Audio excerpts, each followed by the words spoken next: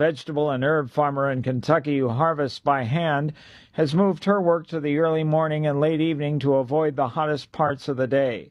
The extreme heat has also shortened the harvest window for some farmers of certain fruits like raspberries. Specialty crop farmers often plant a wide diversity of crops to offset potential losses from extreme weather. Keith Peters reporting. More on these stories from townhall.com. Hey, I'm Kirk Cameron. Is health insurance eating up your budget for 2026? If you're looking for ways to better steward your finances, consider this: Christian Healthcare Ministries. It's a health insurance alternative at half the cost. Join CHM today by visiting chministries.org/wellness. While insurance companies tell you when to join, what to pay, and where to go, CHM is different. As a ministry, CHM allows you to share the burden of medical bills with other Christians. You can enroll, switch programs, or leave at any time. Christian Healthcare Ministries. It's a world of difference. CHM has 4 flexible programs. You can pick any certified doctor, surgeon, or hospital that you want for eligible care. So make the switch. Take your paycheck back from health insurance this year. Join CHM today by visiting chministries.org/wellness. That's chministries.org/wellness. The International Monetary Fund modestly downgraded its outlook for the world economy this year, citing the energy shock caused by the Iran war. Fallout from the conflict is being tempered somewhat by booming investment in AI and other tech. The IMF now expects the global economy to expand by a sluggish 3% this year, down from 3.5% last year and from the 3.1% forecast issued back in April. The war pushed up energy prices, squeezing business and consumers. The IMF now expects oil prices to be up nearly 32% this year. Rich Thomason reporting. New suspected Ebola cases have been reported in previously unaffected parts of Congo. The death toll from the latest outbreak reaching 600 now. The outbreak declared on May 15th is caused by the Bundi-Bushio virus, which has no approved vaccine or treatment. News at townhall.com. From the KSEV Weather Center, today expect a mix of sunshine and a few clouds with a high of 96. Tonight will be partly cloudy and humid with a low of 78. Tomorrow will bring humid conditions with intervals of clouds and sun, along with a chance of a thunderstorm in spots during the afternoon. Watch out for possible ponding on roadways. The high will reach 93. Moving into Saturday, anticipate mostly cloudy skies and continued humidity with a chance of a thunderstorm in spots in the afternoon and a high of 92. With the KSEV Weather Center forecast, I'm AccuWeather meteorologist Joe Lundberg. Finding a reputable business shouldn't require luck or chance. But how can you tell who you can trust? Always look for the sign of a better business and find a better business anytime at bbb.org. Drinking and driving is dangerous. And getting high and driving is dangerous. And combining THC with alcohol hits you harder than you think. Alcohol impairs you. THC amplifies it. Mixing them before driving raises your risk of causing a fatal crash 25 times. It's not worth the risk. Alcohol, THC, or both. Any high is a DWI. Drive sober, no regrets. Sponsored by TxDOT. Get ready for the next generation of talk radio. It's time for politics, pop culture, and proud pro-American conservatism. Strap yourselves in, grab a coffee. It's time for the Chris Salcedo Show on the Voice of Texas. But it ain't about how hard you hit. It's about how hard you can get hit and keep moving forward. How much you can take and keep moving forward. So many times it happens too fast. I like that. That's nice. I don't think I've heard the Pags intro for the Salcedo Show before, but that's fancy. My name is Craig Collins, filling in. Thrilled to be with you. Lots of things to talk about in the morning. I referenced this last night on the show that I do here at KSEV from 6 to 7 o'clock p.m. I said that I'm probably going to talk about a lot of things this morning that I was talking about last night. The news cycle likely won't change much between then and now. So anybody that doesn't listen to the afternoons or the evenings here at KSEV, KGBC, you haven't heard it. But I have a show. I do a show there. So part of me filling in is also selfishly trying to promote myself. We are live streaming on all the apps that we're normally on. Outside of Facebook, we don't do it there. But we are on YouTube, we are on Rumble, we are on Twitter for the next couple hours, and I'm thrilled to be in here. And I love Russell's show, by the way. It's fun to be up in the morning, which I'm not usually. I know a lot of people are. I'm not one of them, and listening to that show. And he talked about the Big Blue, which was nice. I do think the Giants have a shot at being not horrible this year, which is a nice step up from what they've been in the past. But I know most of Houston probably doesn't care about that. I am, in fact, a New York fan in a lot of ways. The biggest story locally, of course, has been what happened as far as the ICE-involved shooting. That's the way you say it, where a man was shot and killed. Now, I will tell you something that I was saying again last night, and you can call in. You can be a part of this show if you want. You can throw your ideas at the wall and see what sticks. But the thing is, we don't actually know what happened yet. I know what the narratives are. I know the narrative from the family. I know the narrative from ICE. I haven't seen any video. I haven't seen any sort of proof of anything that occurred. And the only reason I'm saying that, I think a lot of people in crappy, left-leaning, overly democratic media will tell you things like that because they want you to believe that the truth is the horrible, terrible thing that is being claimed, and not the thing that, say, ICE is telling you is what occurred there. That's not how we're supposed to approach this. The right way to approach this conversation is to say, I don't know what the truth is. Either narrative could be true. Let's see. Let's wait and see who actually winds up being the group telling the truth. Do I expect that ICE is telling the truth? Yes, I do. I thought it was interesting, too, yesterday that the Houston Police Department put out a statement. And their statement, you can read it two ways. The first way you could read the Houston Police Department statement is, we're not involved at all. We have no ability to investigate what occurred, so we're not going to be doing that. Essentially, they're saying that if ICE gives us information, it's going to be ICE and ICE alone that's responsible for the demonstration of what actually occurred via those videos, dash cams, anything like that. So I thought that was interesting. The Houston Police Department made it definitively clear that they're not connected to this. The other thing that I thought was even more interesting and good about the statement from the Houston Police Department is it was so different than other places like Minneapolis and Minnesota, where you had politicians and people all attacking ICE and saying crazy, terrible stuff. They didn't do that either. They just simply said that it's not really an us thing, it's a them thing. And so that's much better than creating the additional controversy that would be, in my opinion, trying to somehow attack them the way that the idiots up in Minnesota did, long before we see a video that did show a woman driving a vehicle at an ICE agent. That is what happened. That is what you can see. So I'm hoping we get there again. I am going to start with some video, though, and audio. Audio for the radio audience, of course, video for everybody that's watching on any of the streaming stuff. Part of it is the initial report that happened. That was from KPRC, the television station here in Houston. And the reason to play some of this is to contextualize a little bit of what happened, or at least give you what some of the narrative is that's out there. And you notice it, I notice it in this report, how many times the television people are trying to make it apparent that they aren't telling you something that they believe. At least that's how I interpret it. They're saying that ICE said this, but they seem to be very much couching it in most of our reporters don't believe them, which is terrible. That's horrible reporting, at least to me, because it shows bias, even if they're not intent to do it. But here's a little bit of that reporting.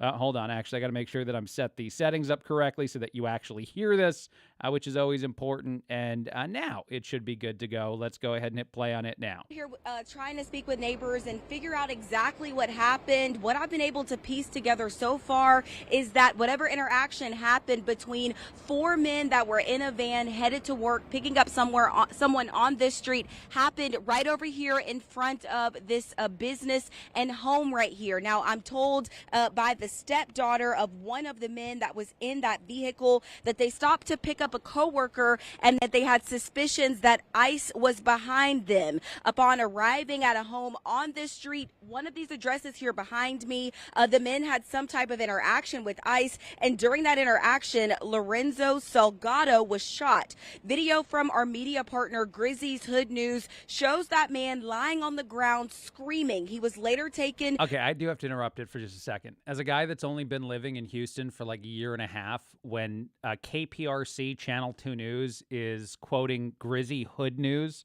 a little bit of me was like, what is that? I know that they're television partners or news partners or something, but it's weird that, and she just barreled right through it. Like that's a normal thing that maybe you guys hear a lot. Grizzy Hood News is somehow a definitive piece of the puzzle in this world. That was odd. But anyway, she goes on to continue to tell the story, which I'm assuming a lot of Houston knows now. Since then, we haven't had a big update on what occurred. That has been ICE's claim that the man drove his vehicle at an ICE agent, and an ICE agent defended himself. And look, I'll say this about this story, and again, you can call in and be a part of it if you want to jump on the air and chat with us about this topic, but you can't do that. I hate to say it as simplistically as that. That is something that would involve a use of force, and a use of force being completely appropriate, regardless of the emotional manipulation part of this narrative. And so I do want to play one other thing. And I'll be honest, playing this audio and playing this piece of video is something that I think is emotional manipulation. And I'm not doing it for that reason. I'm doing it because it fully contextualizes the story. It gives you what the family is saying. But I'll say this too, and I've said this before. I hate the fact that our news cycle is so quick. Like, it's so fast. It demands reactions and reporting from everybody. People think that if we're not talking about this, the minute it happens, then we're behind the eight ball. And there's a truth to that, because most everybody else is talking about this stuff as soon as these things occur. But the stupidity of that approach is that you don't know as much, and that you can look like a moron 3 days later when something changes and you said something that you didn't actually know, and you wind up with your foot in your mouth. Now, granted, a lot of news media doesn't seem to care about that. The world we live in now, they just barrel through those things too. They ignore all the mistakes they make, which is sort of insane and ridiculous. But anyway, because it is in the news cycle, I will play the audio from yesterday of the son, who's obviously emotional. His father has been shot. He's dead. So obviously, and I'm not trying to take away from that. Of course, this person's emotional, but they actually add a little bit to the narrative that I thought was interesting, in a way that seems to suggest the family is not going to deny that their father might have driven at an ICE agent. And you see if you pick it up too, but I do want to play it. It's in here. But by and large, I do think that media being willing to stick a camera and a microphone in the face of a person who just lost a family member within 24 to 48 hours of it happening, they're manipulating you. That's emotional manipulation, and they're using the people that feel like talking is going to somehow, do something, when the reality is that the actual court case or the investigation, all that stuff, is where you eventually would get some sort of justice if something bad happened. It's not going to be because you went on camera within 24 hours of something like this occurring, but here we go. I saw a video posted on Facebook that he had been shot. I recognized him immediately. Not from his appearance, but from his voice, crying for help as he lay on the street, bleeding out. I am calling for a full investigation into the events that transpired yesterday, July 7th. He did not deserve to die. He did not deserve to be reduced to a headline of Mexican man shot and killed by ICE. Had my father seen any emblems on those cars, he would have complied, he would have stopped, he would have not reacted the way he did. Unfortunately, that was not the case. ICE did not present himself to him in a orderly manner. So that's the part that I care about. And I'm not trying to not be a human. The human being in me and the human being in all of us should feel bad for this person, because this person has lost their father. Regardless of the way that it occurred, you can feel bad for it. But the thing that I think is important, and we'll talk about it more after this first break, is that he said his dad would have acted differently had he known that it was actually ICE, meaning he acted a certain way, which seems like it might fit ICE's narrative that he drove at an officer. And as I said before, and I said again, that would allow and obviously be appropriate that, lethal force is used to protect yourself. But all right, we'll take a break. A lot coming up, a lot to talk about that's not this story, but I think this is a big deal locally, so definitely want to start with it. Craig Collins filling in on the Chris Salcedo Show.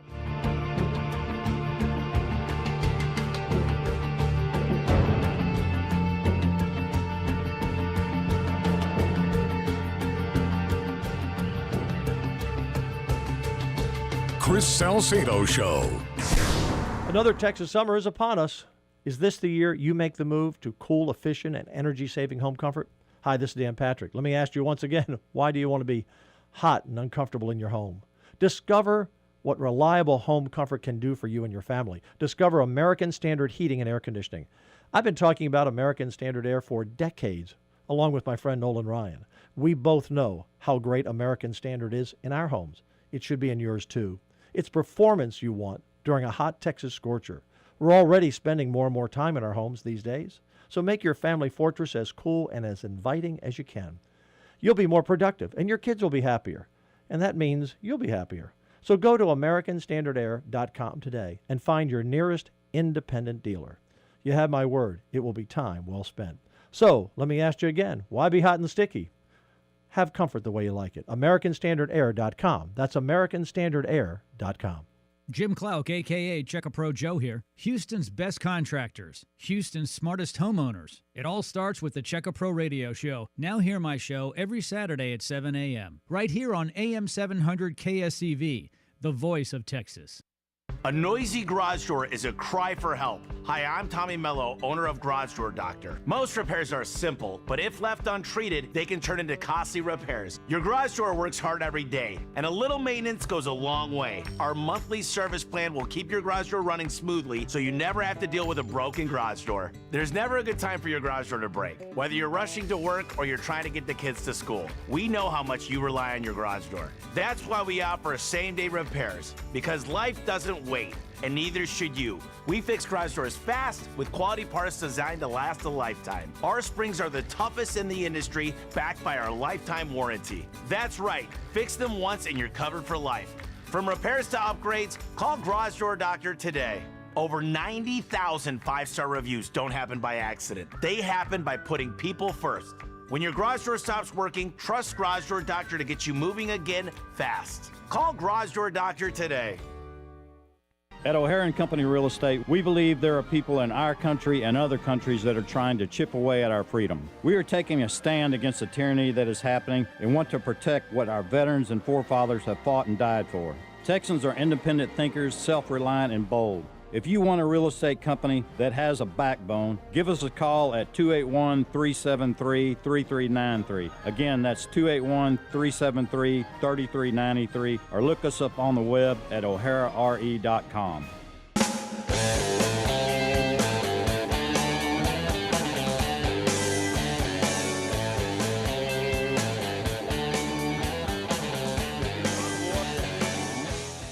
This is the Chris Salcedo Show. My name is Craig Collins filling in. Thrilled to be with you. A bunch of stuff out there to talk about. Iran, of course, a big story still, although I do get the sense that most people are sick of talking about this. They're sick of hearing updates about it. I get the sense that a vast majority of even conservative people would like this to just be over. Granted, I've said before, and I'll say it again, I don't want it to end in a crappy way. I don't want it to end in the way that, say, Afghanistan ended, where Biden just left and a lot of bad things happened. And if we just leave now, I know that we're not physically there, but if we just stop this process, allow Iran to get whatever they want, and then just walk out of it, we do a disservice to everything we did up to this point. I think we have to be the type of people, and President Trump is this type of person that is willing to continue the fighting, which is what happened just the other day. Yes, strikes have continued. It's the most violent ceasefire in the history of the world, and I think President Trump did say he no longer really thinks a ceasefire is going on. People can keep negotiating if they want to. But I do want to play this piece of audio. This is from yesterday in Turkey, where the president was. This was a European reporter standing up and asking him some ridiculous question in a ridiculous way about what is going on there and what it looks like this means for the United States. And Trump did exactly what President Trump does to reporters that say ridiculous things. So let's go ahead and play on that. War seems to be a strategic dead end for you. Why are you apparently unable to end the Iran war? So I think we're doing just the opposite. The Iran war has been a tremendous military success. And, you know, I can only answer the question by saying they're not going to have a nuclear weapon. I was there for one reason, that Iran cannot have a nuclear weapon. I call it, we denuclearize Iran, and that's happened. They will never have a nuclear weapon. That stuff is so far down under a mountain. It's a granite mountain that collapsed on top of it. Take months to get it out. I think it's a tremendous success, Iran. And you see the oil prices are lower than they were when I started. And people like to say that, but look, they have no military left. Their Air Force is gone. As I said, their ships are gone. 159 ships are gone. They're at the bottom of the sea.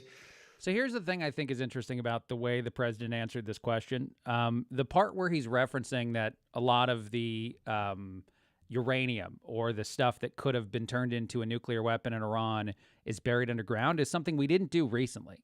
You go back a full year plus to get to the point where we created that strike. I think it's the last part that's the most important there of what I played, where he said the military is also decimated, and we do want all of their enriched uranium that's left to be destroyed. They've enriched uranium up to 60%, which means one additional step and it becomes a nuclear weapon. The facilities that we bombed and destroyed that are underground are the places where they could inevitably try to do that. So that's good that that's all gone. But you also want all the uranium out. And essentially, if you don't know this, and I know this is repeating a thing that you've probably heard a lot of over the last few months, but essentially the biggest part of this is that no matter what agreement President Obama had and the pallets of cash that he sent over to the Iranians, they didn't do anything what they agreed to do. They kept doing all the things they weren't supposed to do. So the president decided, this president, President Trump, that we needed to do something about that. We needed to prevent this from continuing to go the way it was going. And what he's done is exactly those steps. Whether or not you're the type of person that says Israel got in his ear, I don't think anyone gets in the president's ear and tells him what to do. I think that that's a completely laughable idea when you look at who President Trump is. But we're now in a place where all of this has happened, and the end result that we need is the one where Iran actually understands they have to behave. They have to do the things we're telling them to do. They don't have the cards. We have them. One more piece of audio from President Trump where he does talk about the negotiations that are going on. This also happened in Turkey. I do think this is interesting to hear.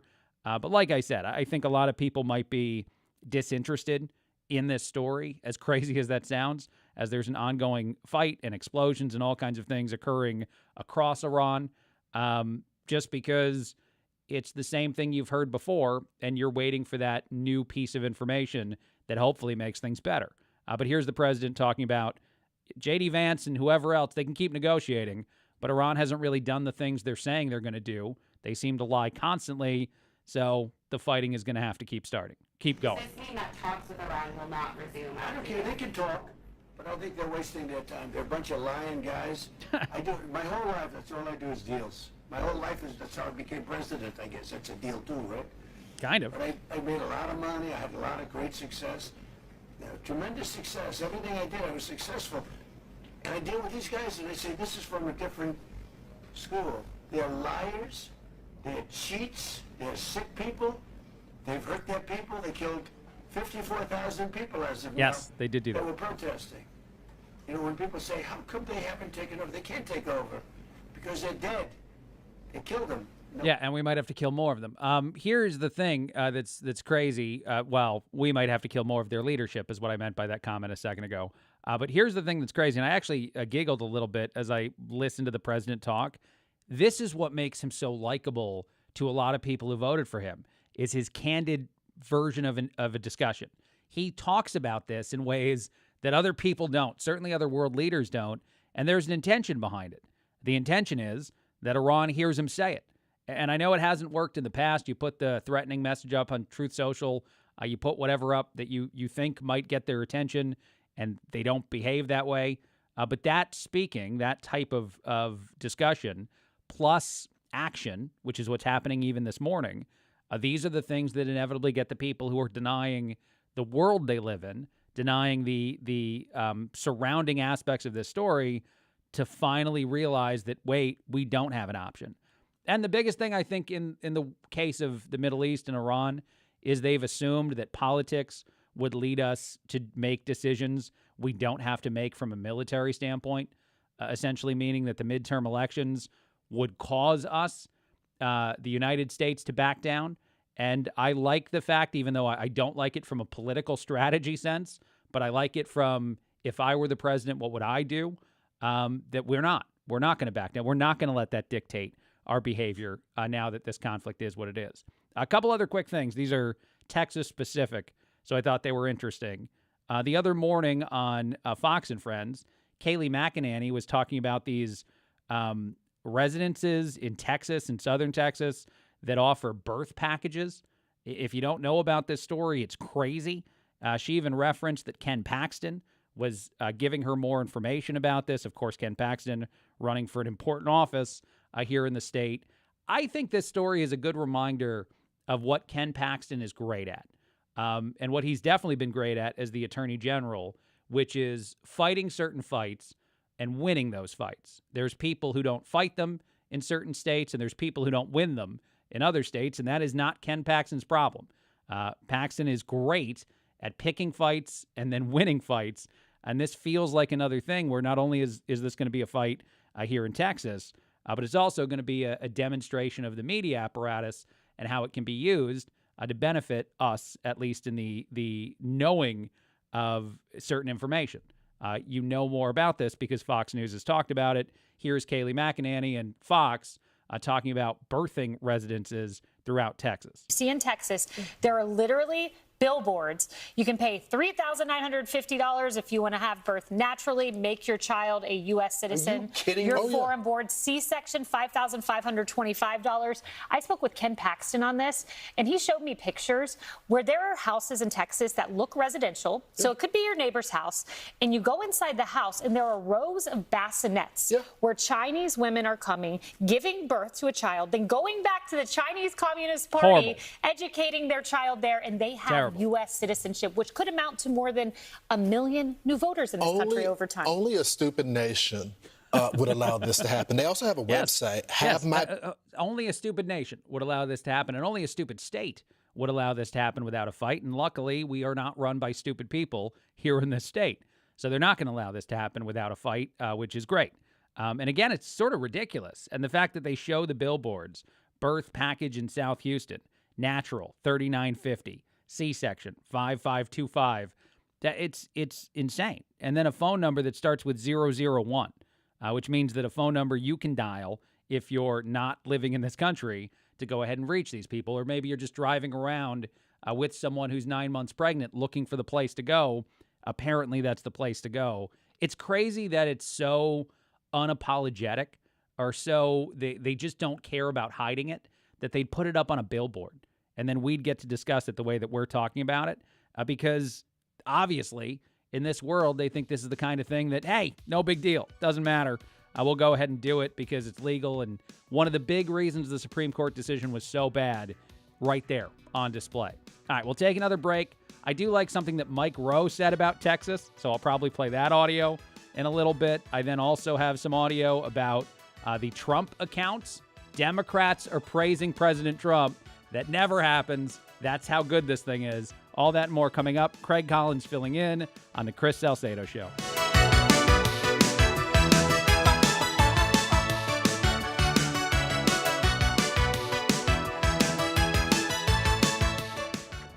Catch Chris X Radio weekdays at 4, right here on the Voice of Texas. Rumors of our nation's demise were highly exaggerated. America is officially 250 years young. I hope you had a wonderful celebration of the greatest nation the world has ever seen. The commies are on the march, and we're back to fighting them every step of the way. Chris X Radio, weekdays 4 till 6, right here on the Voice of Texas.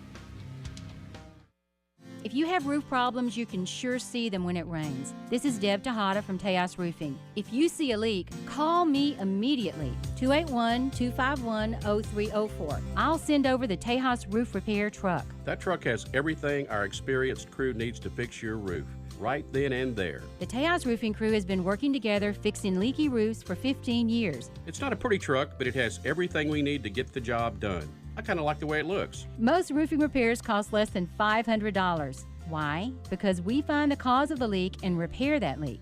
We won't try to sell you services you don't need. And we'll fix it right away because everything we need is in our truck. Don't put off fixing a leaky roof. Call me at Tejas Roofing and I'll send over the truck. 281-251-0304. When you think of roofing repairs or a new roof, think Tejas Roofing, your Houston roofing company. 281-251-0304. That's Tejas Roofing, 281-251-0304. Hey, let me ask you a quick question. How many times have you switched your health insurance in the last few years? How many times have you wanted to switch your health insurance the last few years? If you're in good health and pay your own insurance, you don't have to settle for scary high deductibles or unaffordable premiums. Let American Medical Plans find the right plan for you at a price you can afford. Call 833-500-PLAN. No, this is not some ridiculous Obamacare plan with no doctors and a limited HMO. And it's not some rinky-dink insurance company that doesn't cover a single claim. No, this is real coverage for you and your family. Go to the doctors and hospitals you choose. Stop shopping around hunting for the best deal. American Medical Plans will do the hunting for you. Get you a better plan at a better price. You owe it to yourself to see what they can do for you. Get it done before the rates go up. Call American Medical Plans, 833-500-PLAN. That's 833-500-7526. Or go to AmericanMedicalPlans.com. American Medical Plans. Quality plans managed by you, not the government. Does your company have a cybersecurity writer? Are you compliant with its terms? If you're not sure, call Tactical Cyber Services for a free consultation. 713-229-0030 or go online to tacticalservices.com. From the KSEV Weather Center, today expect a mix of sunshine and a few clouds with a high of 96. Tonight will be partly cloudy and humid with a low of 78. Tomorrow will bring humid conditions with intervals of clouds and sun, along with a chance of a thunderstorm in spots during the afternoon. Watch out for possible ponding on roadways. The high will reach 93. Moving into Saturday, anticipate mostly cloudy skies and continued humidity with a chance of a thunderstorm in spots in the afternoon and a high of 92. With the KSEV Weather Center forecast, I'm AccuWeather meteorologist Joe Lundberg.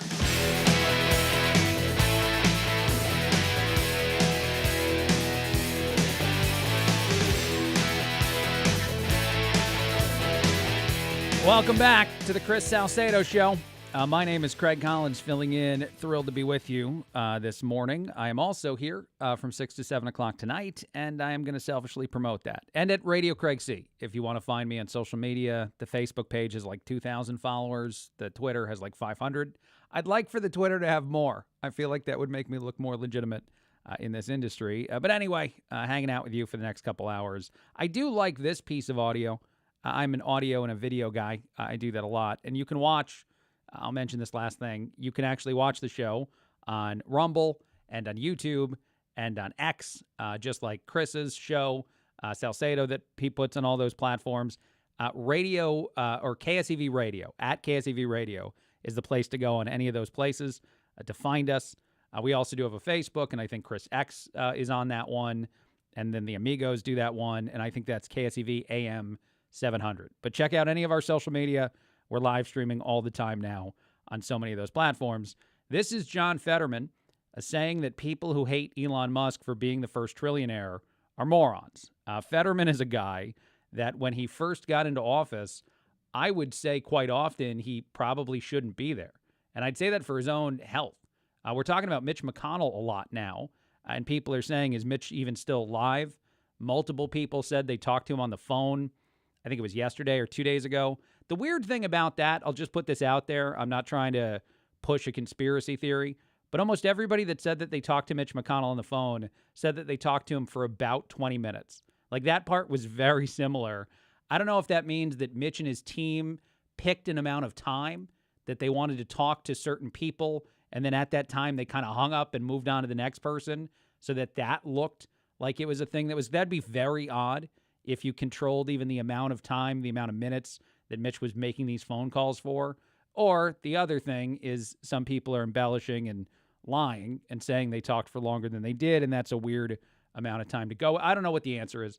I just know that Mitch McConnell right now is a significant discussion because you shouldn't be able to, and I'm saying this with the compassion of knowing that he's not in a good place from a health perspective, and I feel bad for him and his family, and thoughts and prayers, all that stuff can go out to someone that I don't really like politically. But I will say that you shouldn't be able to just sit around and not do your job.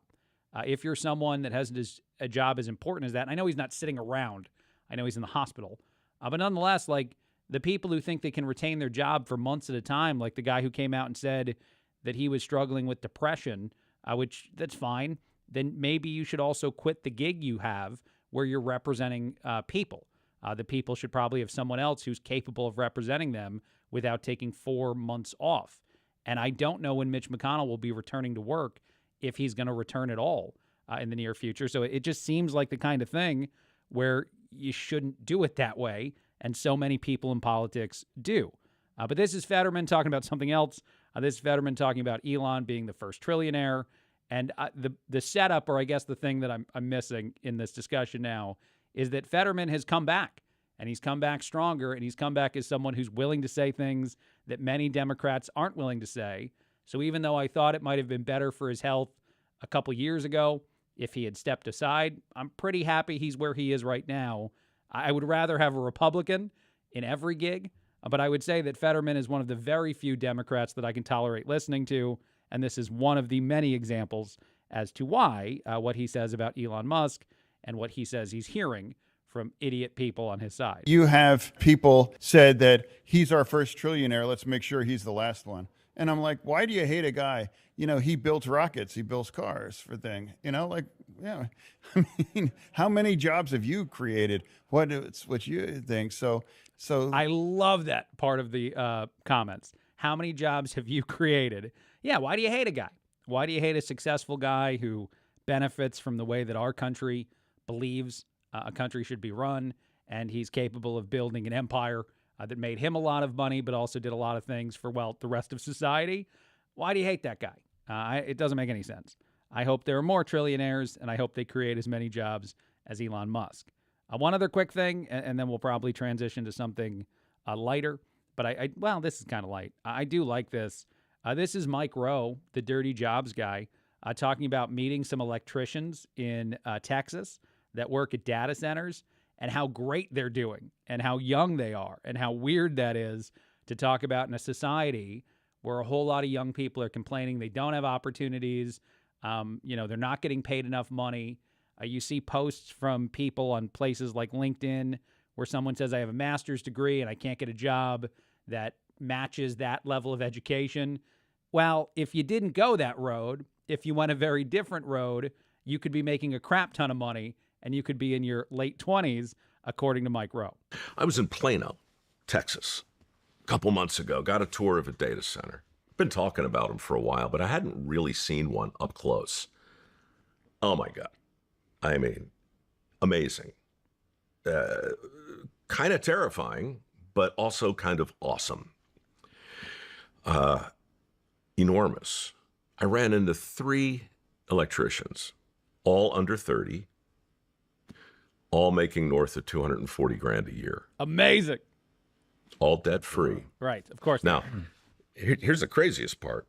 All 3 had been poached 3 times in the prior 18 months. Yeah, because there's so few electricians. So not only are they making a crap ton of money and doing this in Plano at a data center, but they're also people who are likely to have incredible job prospects if, say, they wanted to walk away from a gig for some reason because of how in demand they are.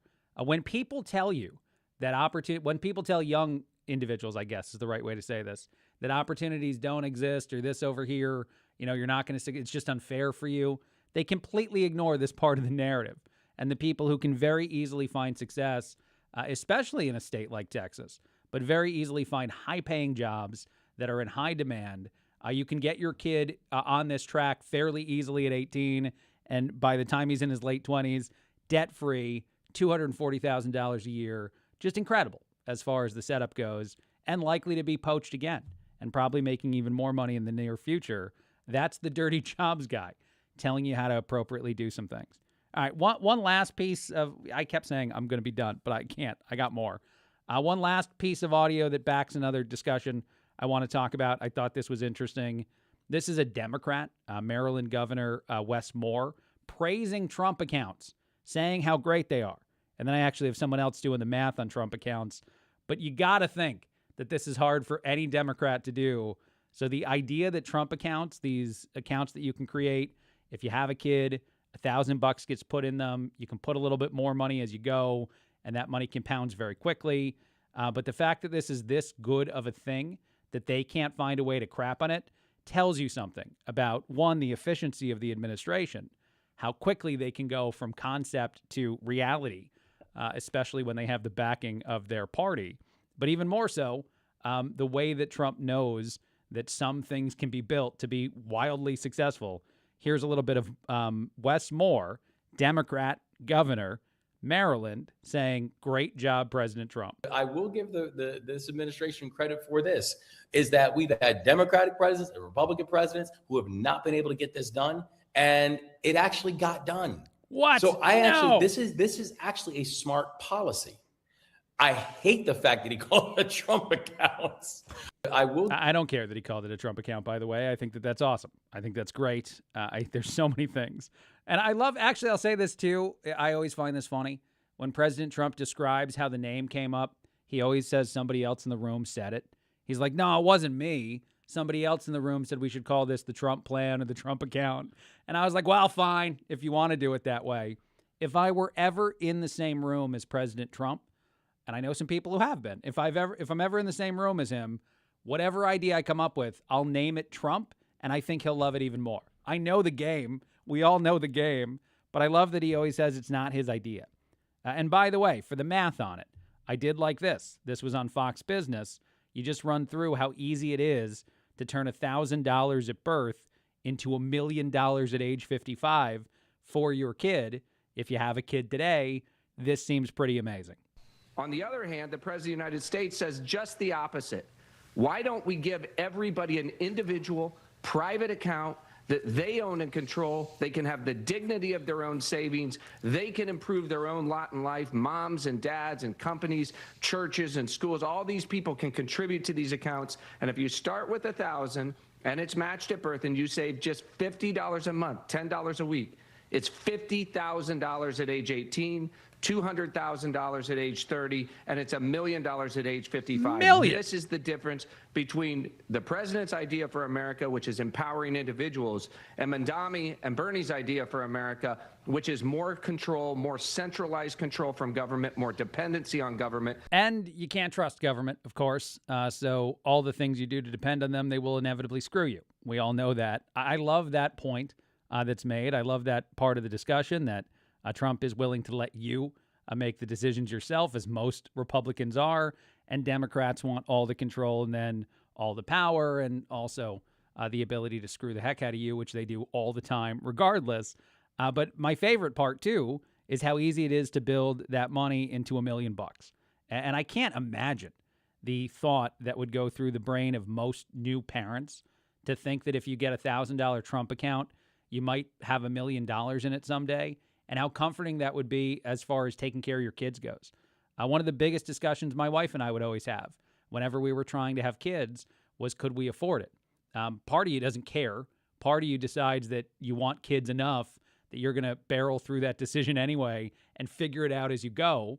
But nonetheless, it's always going to be the discussion for any family, any young family planning, to grow. And so it's amazing to think that there might be an avenue to make that a little easier mentally on so many. And I think that it is, and I think the intention of it is to make people more comfortable having more kids so we get back to a place we used to be at in this country where we're having more babies. We're not having enough kids. A lot of people aren't having enough kids. So if the mental component is there in a financial way, Trump is trying to remove it, and even the Democrats are applauding him for getting it done. That's fantastic. All right, we'll take a break. We'll come back. We'll do some lighter things, as I said, because you can't do serious all day long, all the time, or you go crazy. So I do have some funnier topics to discuss, at least funny to me. We'll see if you agree after this. This is Craig Collins filling in, KSEV, KGBC, the voice of Texas, on the Chris Salcedo Show.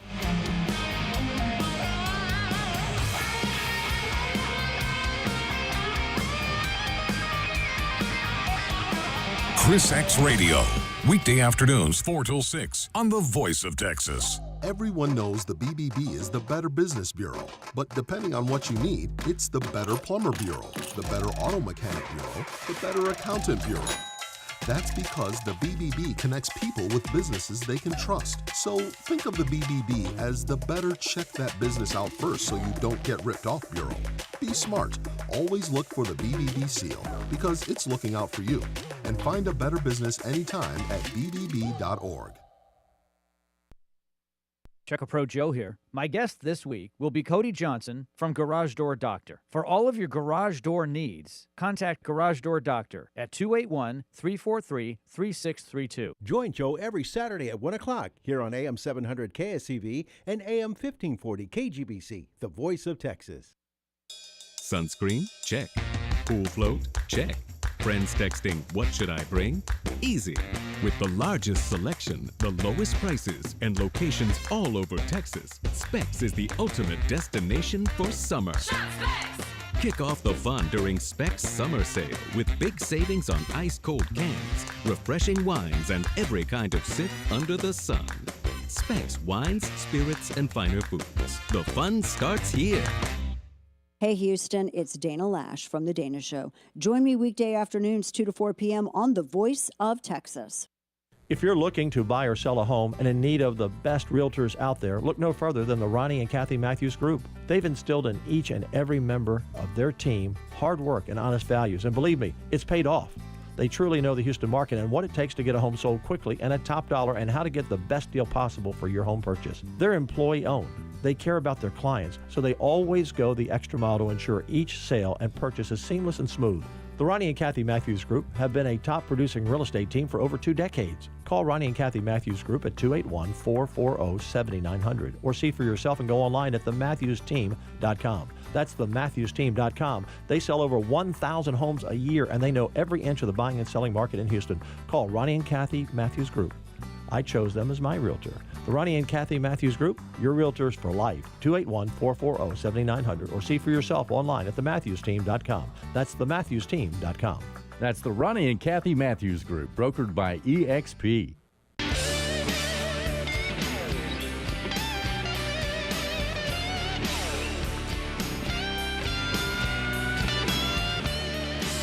KSEV, KGBC, the voice of Texas. This is the Chris Salcedo Show. My name is Craig Collins, filling in. Thrilled to be with you. A bunch of stuff to talk about. I fill in a lot of places. You might have heard me filling in for the Dana Show now that she's back under our umbrella. I had a guy on social media ask me if my actual name was Craig Collins filling in.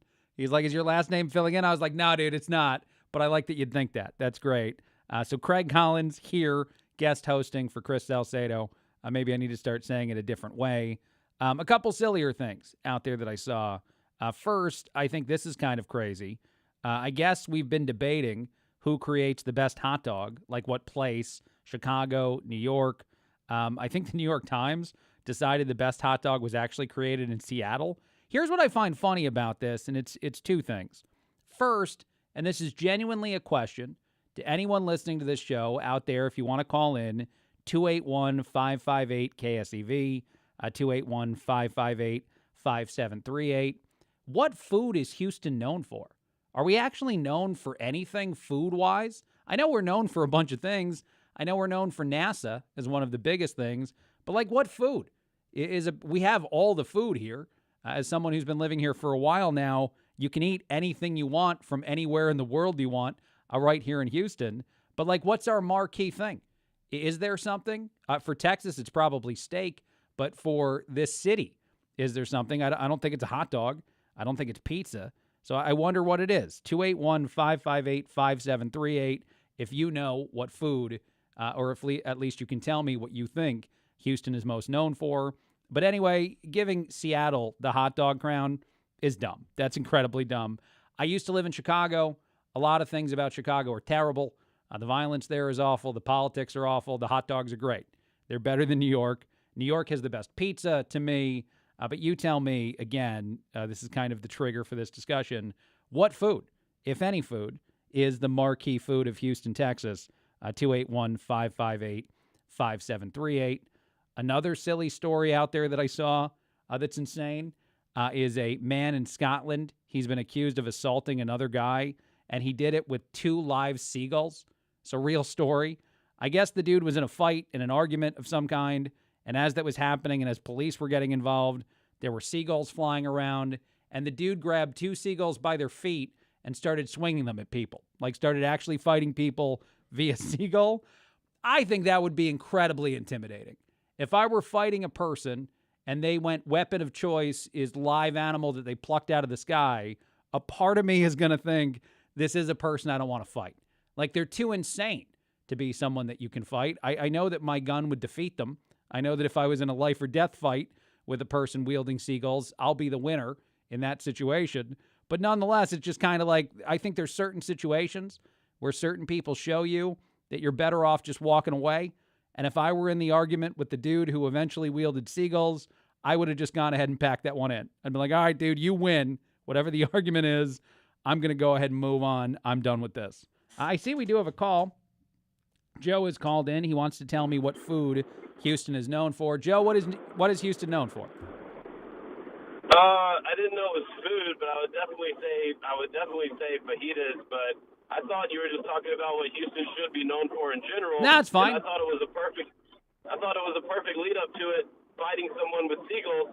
I think we should look around the world, and we should be known as the Houston Brains, and we should be known for not letting in a terrorist cult of Islam. Sure. Come in here and try to fight with bombs and what seagulls and whatever else they got around to usher in the end times. And, sure. And blow us up and things like that. I mean, definitely don't want to end up like London or Paris or anywhere in the EU where they have all the minions of the World Economic Forum, whoever's behind that, Amen. Controlling the fake leaders. So I don't know. Maybe we should be. I don't know. Maybe we fight with our brains and just don't let them here in the first place. Here, let me ask you, Joe, I got a follow-up question for you, because I was talking about Houston. I don't think you would say that Houston should be known for these things. You mean Texas would be known for being an intelligent place run by intelligent people. You got to start somewhere. You do got to start somewhere. That would be good. If any state or big city would go ahead and say, look, you know what? Yes. You guys, we got nothing against you. We're not going to come blow you up. We're not going to try to usher in end times and take you over or anything like that. But you can stay there, and we're going to go ahead and not be London, and we're going to go ahead and not be Paris. Amen. And we'll be the Houston Brains. Okay, cool. But fajitas was your answer to the food question.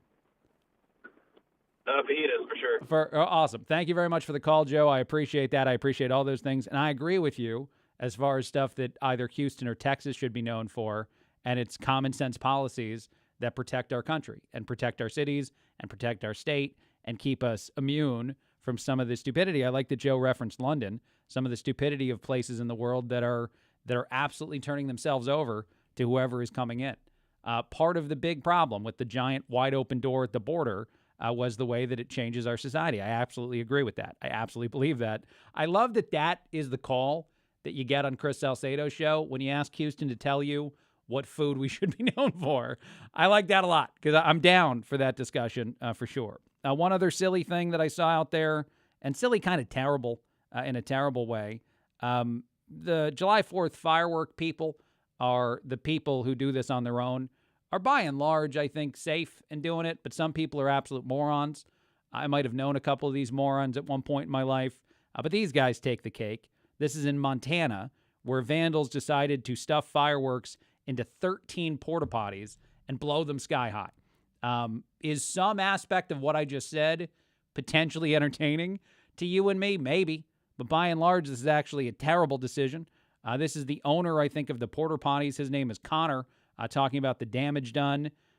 This feels like the kind of thing that a young moron does when they think that it'd be funny and they don't realize the damage they're doing as well. Here we go. It's really sad because I think that they really aren't thinking about destroying somebody's property. Right. It is 100% done to be destructive. It's a helpless feeling. They might not be hurting people, but in the long run, they are. Yeah, they are hurting people because anybody who's ever needed a porta potty and found one somewhere is thrilled that it's there. even if you're also probably not thrilled as you're using it. But you, again, are thrilled that it's there, and vandals in Montana blew up 13 of them.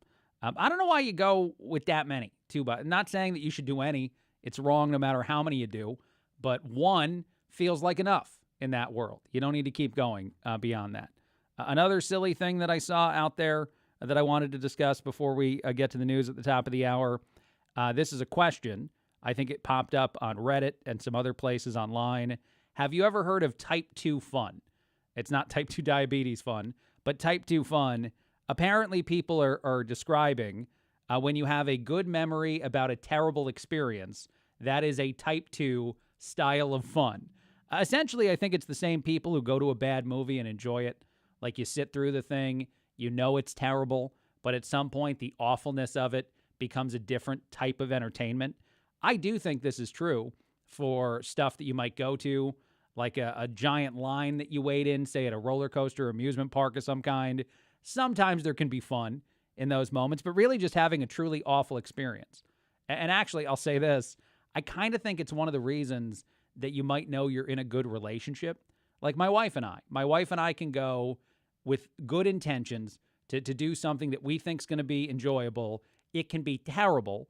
And then as it's awful, my wife and I will enjoy it for a very different reason. It's nice that it doesn't ruin it. You know what I mean? Like, if you take a trip for a weekend and you want to have a great experience and you have a bad one, a lot of people would walk away from that and just say, this was a wasted, few days. I wasted my time off.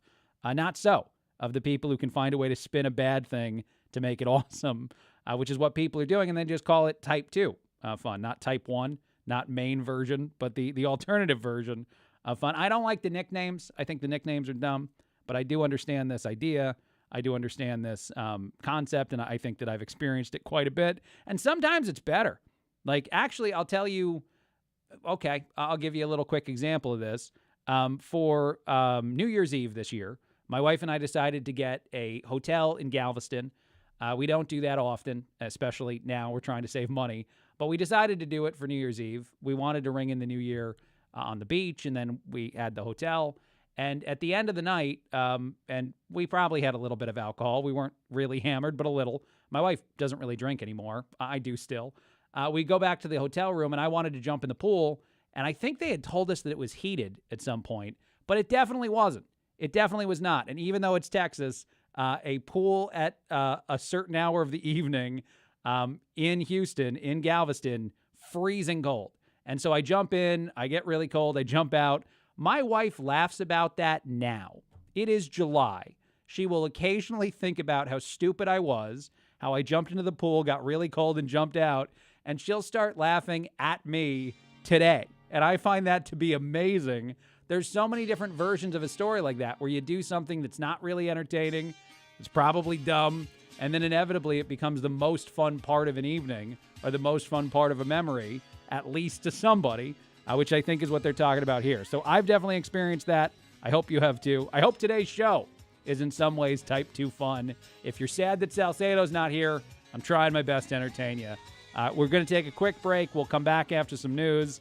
This is Craig Collins filling in, KGBC, KSEV, the voice of Texas, and the Chris Salcedo Show.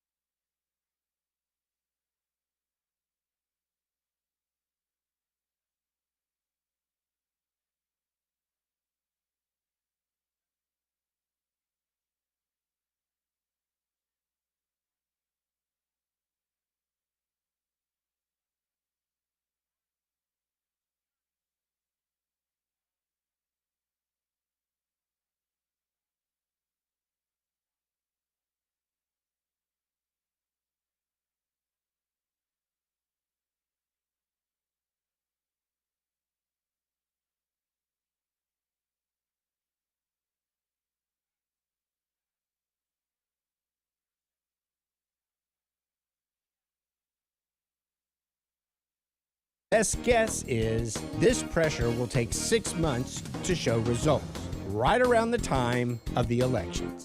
I'm Ben Strusand, and that's my view. Ben Strusand, only on AM 700 KSEV. Thank goodness our weather experts are providing us with hurricane tracking charts and reminding us to be prepared for big storms. But they overlook one very important thing, the damage and destruction from broken limbs and uprooted trees. Call Louis Flory at Ability Tree Experts today, my friend for nearly 40 years, at 281-441-4179, and let him explain how this problem can be minimized with professional pruning. You see, when the tree canopy is too thick and dense, the tree can be completely blown over and tree limbs broken, causing terrible damage to the tree and maybe your home.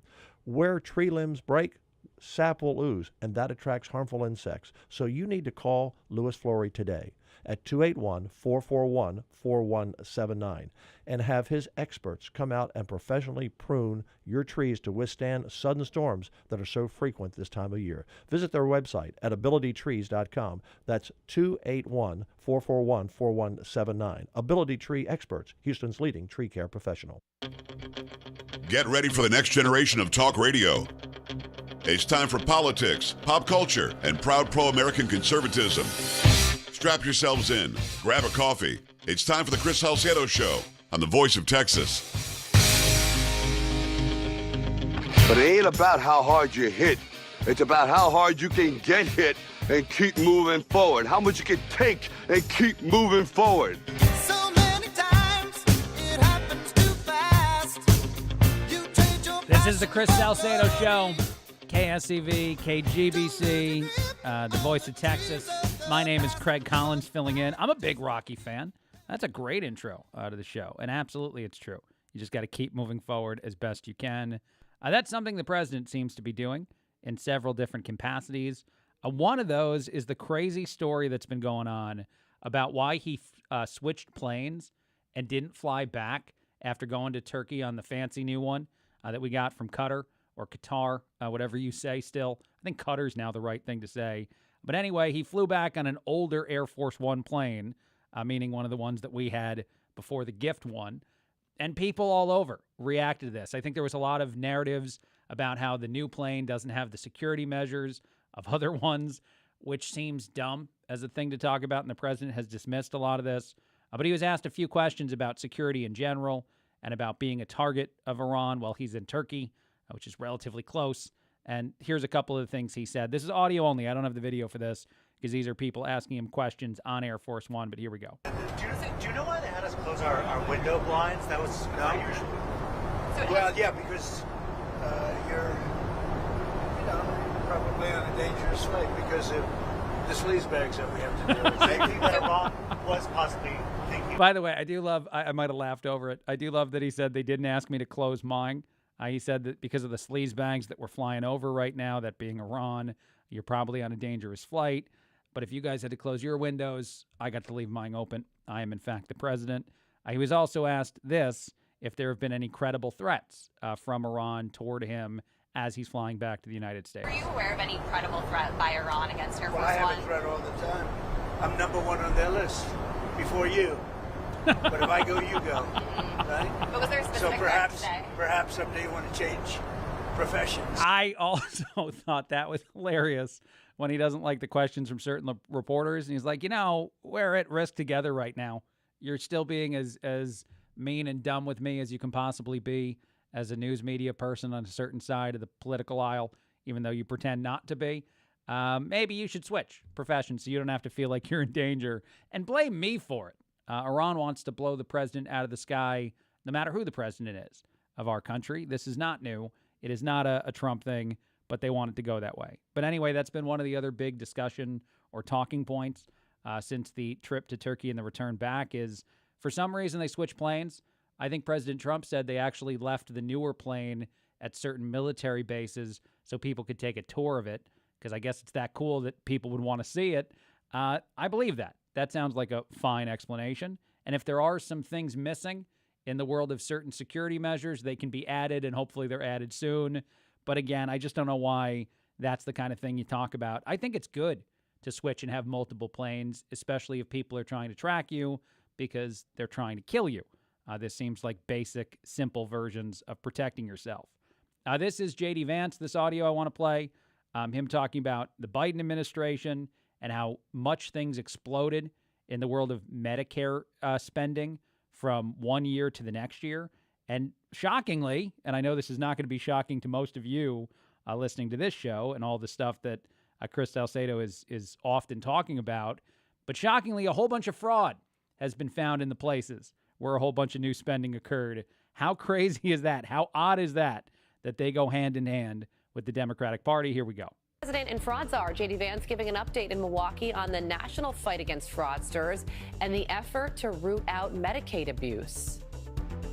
What happens under the Biden administration? All of a sudden, we go from less than $1 billion spent on these skin grafts to $15 billion in 2025. And actually, in 2026, the number was supposed to be $25 billion. But because we cut down on fraudulent payments fraudulent billing, we saved you $25 billion. That number is now well below $1 billion today. By the way, I always comment on the music that Fox News uses under some of their reporting, and I always think it's funny. I think that's a jam, too, man, that didn't necessarily match the J.D. Vance statement, but it doesn't matter. I think this administration is now trying very hard to show you, the American voter, all the great successes that they have had. If you're focused on Iran, if you're focused on gas prices, you're not focused on the whole picture. There's a lot of really good things that have happened. Uprooting fraud has been one of them. Have a lot of big names gone to jail? No. I'm annoyed by that. I assume you're annoyed by that. But have a lot of people actually gone to jail? Yes. We've arrested a lot of fraudsters.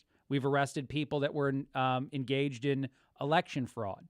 There are people in jail who that was the thing that they were accused of and the thing they were proved to be guilty of. So this is inherently good. Of course, it's attacked or ignored by the left. They don't want to admit it. They don't want to pretend that any successes have happened. And you know what's crazy to me? I'll shift gears in a way. So, of course, the Charlie Kirk trial is going on, or the trial of Tyler Robinson, the man who's accused of killing Charlie Kirk. And the reason that I'm sort of, I think, connecting some dots between these stories is one of the craziest things I saw yesterday. I believe Tyler Robinson, especially with the evidence we're starting to hear in court, is the person who killed Charlie Kirk. I believe that he's a deranged lunatic, a crazy person that might have been radicalized by the rhetoric of the left, might just have always been insane. I don't really know. I can believe both as the answer there. But nonetheless, some of the people who give conspiracy theories that claim that Robinson's not the killer seem to also accidentally or purposefully being capable of accidentally protecting him and people like him. Like they seem to be protecting the radical left. And so then I saw this post from a guy who's way far to the left, and a podcastistan, a talking head person in digital media, and he was saying the exact same things that some of the conservative voices say. And I've seen that before. There's certain topics, a lot of the topics crapping on Trump or this administration, where you see the people in the far crazy places that claim to be conservatives. This would be the Candace Owenses or the Megyn Kellys of the world when it comes to President Trump, the Nick Fuenteses of the world when it comes to President Trump. But there's a lot of people that say crazy things now and pretend as though the vast majority of conservatives no longer support the current president. That's just not true. I know polling numbers for Trump are down. I don't really care about polling numbers. I've often rejected them just as a person because I think they're kind of dumb and stupid, and I don't think they give us a clear picture of the reality of the country. I think they give us a clear picture of the people who are willing to answer these questions on the phone or in some sort of survey, and a lot of people who don't trust the surveys don't answer the questions. And those people, I think, inevitably feel like I and like maybe many of you do. But I think the narrative that Trump's not as supported, at least by conservatives, is totally wrong. I think you just have to look at the way that a lot of primaries played out and the amount of nominations or the amount of endorsements Trump gave that turned into people who won races. So anyway, as I say all that, I guess the point of this, right before we take a break, is that I'm so surprised that so many things on the far places of the crazy conservative aisle are now being echoed by the left. I think the left engineered that, and I think they're thrilled it's working in some places. It's not working here. It's not working today on this show or in general at this station. Craig Collins filling in, KSEV, KGBC, the voice of Texas, and the Chris Salcedo Show.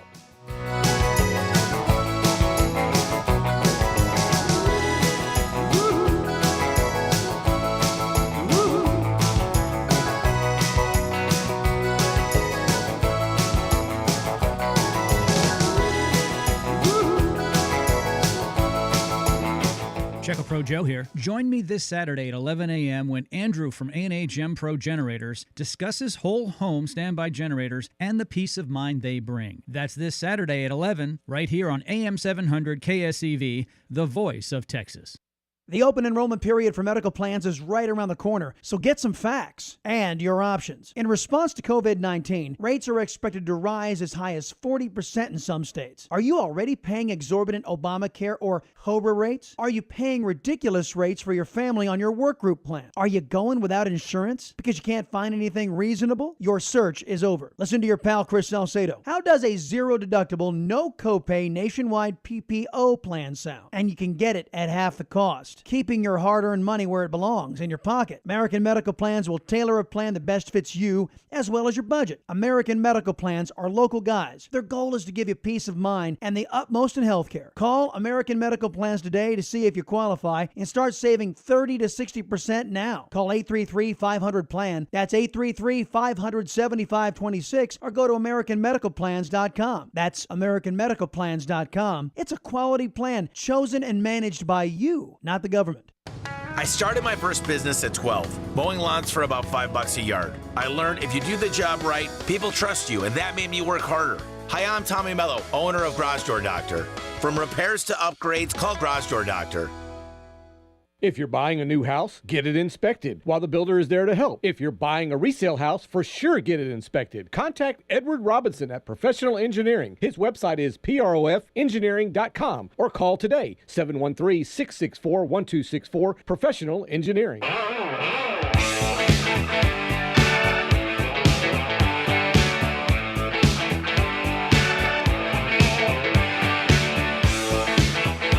is the Chris Salcedo Show. KSEV, KGBC, the voice of Texas. My name is Craig Collins, filling in. Thrilled to be with you. Many things out there that we can talk about. You can call in. You can be a part of the show if you'd like to be. I am a live host that's actually here and can talk to you if that's something that you so desire. But if not, I'll talk about stuff on my own. That's also totally fine. I do think that the trial of Tyler Robinson, which I referenced a little bit ago, is something that's uniquely important. And there's a couple of reasons why. The first reason why is a more macro discussion about when conspiracy theorists go way too far. I'm not a person that ever accepts the narrative of mainstream media, and you shouldn't be, because they lie to you constantly. They leave things out constantly. Most of us know this now. Many polls demonstrate that mainstream media outlets are not trusted by the vast majority of Americans, and with a lot of reason in that case. But I think that because of that, there is a ability for anyone to take advantage of that and to say that I know the truth, and the truth is the darkest, craziest rabbit hole we can go down, and that's really where you should be. That's really the kind of thing that you should be thinking, and there's people who are susceptible to that because of how different it is than the narrative they already know they can't trust. But in the case of the death of Charlie Kirk, Tyler Robinson, there's a ton of evidence that demonstrates that this person is likely responsible for the killing of this individual. One of the most interesting pieces, too, and this is something that I heard Dana talk about on her show yesterday. The Dana show is on this station now from 2 to 4 o'clock, is that the gun that was used and the caliber bullet that was used, that some people in podcast-stand places claim would have had to tear through Charlie. There's no way that it could have wound up staying within his body, which is ridiculous. It's the same caliber bullet and type of weapon that was used to kill Martin Luther King Jr. And Martin Luther King Jr.'s bullet stayed within his body. So people who often say that some of these things don't make sense from simply a ballistic standpoint seem to be wildly wrong, to say the very least. And Dana would know a whole lot about that. as someone who was very close to the NRA for a long time. But anyway, the other big thing in this discussion, and I saw that this actually was, I think, filed yesterday, although I think it became maybe news this morning. Erica Kirk's team, attorneys, whoever, have filed and asked for complete transparency in this case. And if you don't know what's going on, there have been pieces of evidence that have been submitted to a judge in Utah. The court decides to move forward with the case, and then eventually you get a jury and you try Tyler Robinson. They're in the initial stages. So this is really just presenting of the case itself and deciding if it has merit, which very, very, I think almost 100% likely that's what's going to happen here. And prosecution is going to, try to go the road of the death penalty because of the profound amount of evidence in the case. But nonetheless, Erica Kirk asked that all of that stuff that's been shielded from the public be made public. And the reason why in the filing, not done by her, but by her attorneys, it says that there are many people who are using the lack of transparency in any of this to fuel conspiracy theory. And here's exactly the way they wrote it. To receive evidence in a manner shielded from those seated in the courtroom, as happened today, is not transparency. And in the absence of transparency, speculation and conspiracy theories related to the tragic assassination of Mr. Kirk will continue to proliferate in the public domain, breeding doubt and distrust in the judicial system. She's right about that. Even as Erica Kirk herself has stepped out of the courtroom as certain things have happened or certain testimony has been given, she would like the transparency of all of this to be complete. And I think it's necessary because there were videos that were shown to the judge where you got to see him actually physically react. Like whatever he was seeing made him uncomfortable enough to behave a certain way. The mannerisms changed, all of that. And we didn't see that video. We don't know what that video is. It's another angle potentially of the shooting of Charlie Kirk, demonstrating that Tyler Robinson was there. I mean, as far as testimony goes, if you haven't been paying attention to this, and I have, they have video of the guy showing up there. They have video of the guy casing the place hours before. So he had showed up several times, walking around normally, looking at certain things. Then he leaves. He comes back. He has a limp that seems like there's some sort of thing in his pants, probably a part of the gun that he used to kill Charlie Kirk in his pants. So he's walking around with a limp. He goes to the location where a shot is fired. They have video of that. He jumps off of the roof after the shot is fired. They have video of that. They have a tremendous amount of video evidence of this person being in this place and doing the thing he did. So anyone who thinks that he didn't fire a shot at Charlie Kirk is an absolute moron. Anyone who thinks that his shot wasn't the one that killed Charlie Kirk is someone who believes in way more conspiracy theories than I do. And especially when you get all the different variables that seem to demonstrate that it absolutely was the gun and the bullet and everything that was used to kill Charlie. But that's just the preliminary evidence. There's more. There's admissions of guilt. There's the gay lover guy, transgender guy. So I don't know what that part of the story is exactly. I'm still confused. But he is going to say that Tyler Robinson admitted to him that he killed Charlie Kirk. Like there's going to be an incredible amount of evidence presented beyond the video evidence that's usually good enough for the vast majority of people to say, all right, we know what happened here. Actually, I'll pivot this in a different way. I'll tell you that what's going on in Houston right now has some level of parallel to the Charlie Kirk discussion. And what I mean by that is you're probably aware that there was an ICE-involved shooting. A man died. And there is at least one narrative out there right now that seems to very much demonstrate that the use of force was justified. That would be ICE's narrative. ICE has said that the man used his vehicle, ignored orders to stop, and at one point put the life of an ICE agent in jeopardy with how he was driving, essentially very similar to the story out of Minnesota. And Renee Good, who was shot by an agent that was almost run over. That is the narrative that's out there. The difference right now is we don't have any video that supports that idea. And hopefully we get some. I think that at some point some of that will come out. And if it demonstrates that ICE is telling the truth, then this is a tragic story, but a story where there is no inevitable second layer that people are pretending exists. If we don't get that video evidence, some sort of proof that what ICE is saying is the truth, then the people who are saying something different happened will keep saying it, and they won't be shut up by the actual evidence itself. And I have said a lot on this story, and you can call in if you want to react to it, 281-558-KSEV, 281-558-5738, that we should wait to know the truth. And I'm not saying that because I think the truth is going to be something different than what ICE has said. A lot of mainstream media will play that game, and that's you-know-what kind of game, and I don't play it. But I do think that very often we overanalyze and overreact to a limited amount of information. And why not get all of the information, demand it all, to inevitably say that with receipts, we know what occurred. Receipts are very important in the society we live, at least to me. I believe that receipts are the most and the hardest thing to get. Very often, these are things that people hide and try to keep from you, and so you really have to keep demanding them to get them. And the last thing I'll say about the story involving the ICE-related shooting here in Houston is that a part of the narrative is emotional manipulation. It just simply is. You have the family of the person who died out there talking to the media, saying that they want full transparency, which is good, but also being upset and, of course, emotional about the loss of a loved one. And part of that is intent to get you to side with them.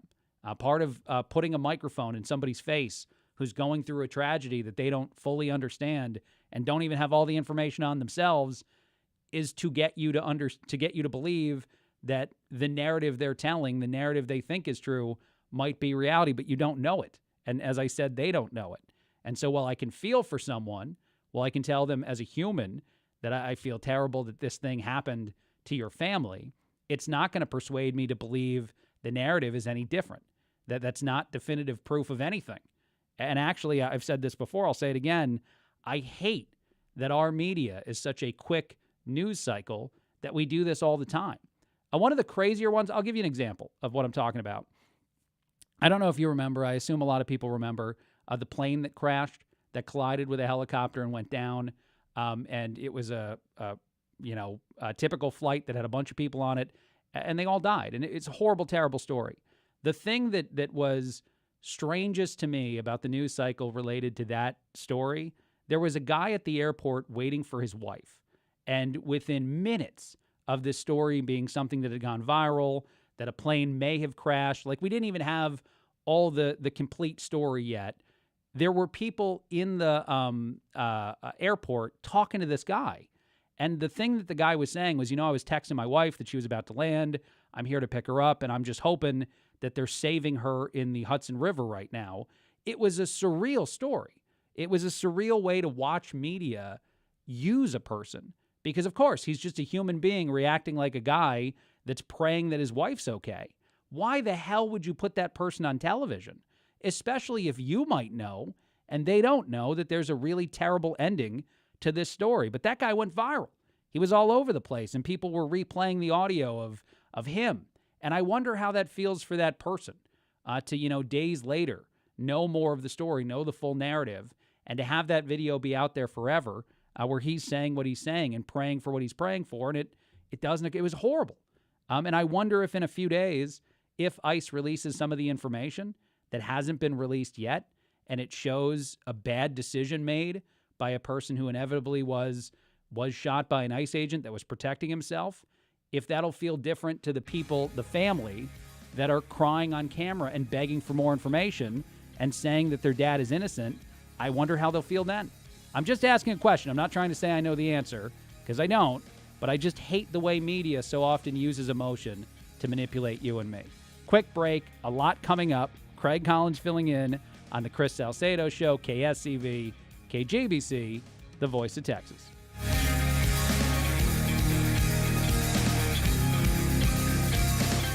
The Amigos, Friday afternoons 4 till 6 on the Voice of Texas. Plumbing emergencies never happen at a convenient time. Usually they happen on the weekends, holidays, or while you're away on vacation. I'm Richard Sod, president of Nick's Plumbing. When you find yourself facing a plumbing emergency, call the licensed and experienced professionals at Nick's Plumbing and Sewer Services. Nick's Plumbing has been Houston's first choice for all your plumbing needs since 1979. Our experts can take your most difficult plumbing issues and fix them fast, fix them right, and usually for less than you'd expect. Nick's Plumbing and Sewer Services is the right choice for any plumbing job, from a leaky faucet, whole house repipe, or a complete sewer line replacement. You can count on Nick's Plumbing to do the job right. With over 40 years in business and over 150,000 satisfied customers, Nick's wants to be your plumbing company. Nick's Plumbing offers free estimates and free second opinions. Call Nick's Plumbing and Sewer Services, 713-868-9907, or visit us on the web, nicksplumbing.com. NPL 38548. Call Nick's Plumbing today. We're on the way. Growing up, I remember watching my dad drop everything to help somebody in need. Early or late, if somebody needed help, he showed up. Hi, I'm Tommy Mello, CEO of Garage Door Doctor. That lesson stuck with me. That's why our regular business hours are 6 a.m. to 10 p.m. every day. No extra charge for early mornings or late evenings. Because getting help on your schedule shouldn't cost more. Garage Door Doctor. What's really going on? From conservative political insiders, the voice of Texas. From refreshing wines and canned cocktails to bold spirits, tasty mixers and snacks, and all the gear you need to mix up the fun. With the largest selection and lowest prices, Specs is your destination for delicious. Make a splash this summer with Specs wine, spirits, and finer foods. The fun starts here. Tune in to the Ray Massey Reverse Mortgage Show each Friday at 1 p.m. and Saturdays at 3 p.m. with Treybo Mortgage. Or call Ray directly at 855-266-1600 or online at reversemortgages4texans.com. From the KSEV Weather Center, today expect a mix of sunshine and a few clouds with a high of 96. Tonight will be partly cloudy and humid with a low of 78. Tomorrow will bring humid conditions with intervals of clouds and sun, along with a chance of a thunderstorm in spots during the afternoon. Watch out for possible ponding on roadways. The high will reach 93. Moving into Saturday, anticipate mostly cloudy skies and continued humidity with a chance of a thunderstorm in spots in the afternoon and a high of 92. With the KSEV Weather Center forecast, I'm AccuWeather meteorologist Joe Lundberg.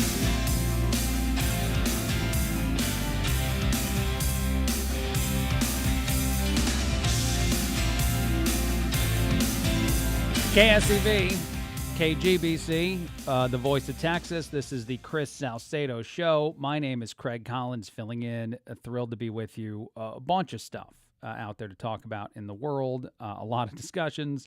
Of course, one of the biggest ones is Iran and what's going on there. The United States has started those attacks again.